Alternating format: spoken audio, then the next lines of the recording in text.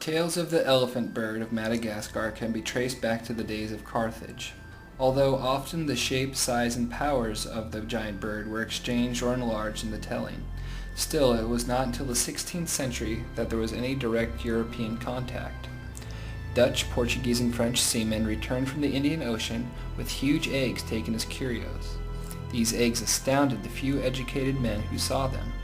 They were as much as 3 feet in circumference and had the fluid capacity of over 2 imperial gallons, the equivalent of 200 domestic chicken eggs.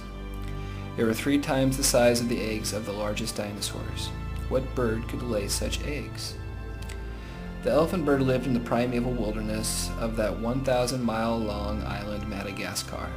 To the first men who encountered it, the elephant bird must have been a terrifying apparition as it loomed out of the dense tropical forest or strode across the dune sands of the shoreline. It was 10 feet tall, weighed over 1,100 pounds, and was the largest bird that ever lived on Earth. It was a ratty, a giant running bird. It had massive legs armed with taloned claws. Its huge body was covered in strange, bristling, hair-like feathers similar to emus. It had vestigial wings and a powerful serpent-like neck with a head and beak like a broad-headed spear. Although it did not fly and feed on elephants, like the creature of Sinbad's tale, it was scarcely less amazing than the rock of Marco Polo's account. The elephant birds were born to an age when the birds were the dominant life form on Earth, and in Madagascar for perhaps 60 million years they remained lords of their world. Though they were herbivores, they had little to fear. They were protected like the elephant itself by its size. If need be, there were the slashing taloned feet and a blow like a heavy spear thrust from the beaked head. There was no predator that could hope to threaten them, none, that is, until our culture entered their world. These giant birds had through their long history adapted to many changes and could be numbered among the most successful bird species, enduring more than 30 times as long as humans have existed at all. Indeed, contact with humans is likely not to have been more than a few thousand years in duration, the direct result, the total eclipsing of the giant species. The Malagasy people had had contact with Arab traders over several centuries, but they fiercely resisted colonization.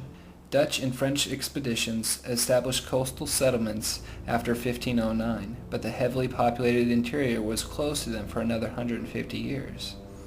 Of early Arab and European influences, again, there is little in the way of records. Merchants and men involved in such trades as slave running and pirating were not the type to keep ornithological notes on exotic birds. Still, it cannot be doubted that trade and skirmishing battles resulted in the importation of steel weapons and tools, and even muskets in later times.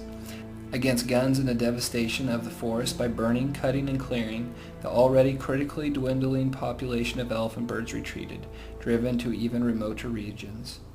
On an island, even one as large as Madagascar, there proved to be no place lonely enough for the elephant bird. When the final blow fell, whether by gun, axe, or fire, is not known, although by 1700 the elephant bird was almost certainly extinct.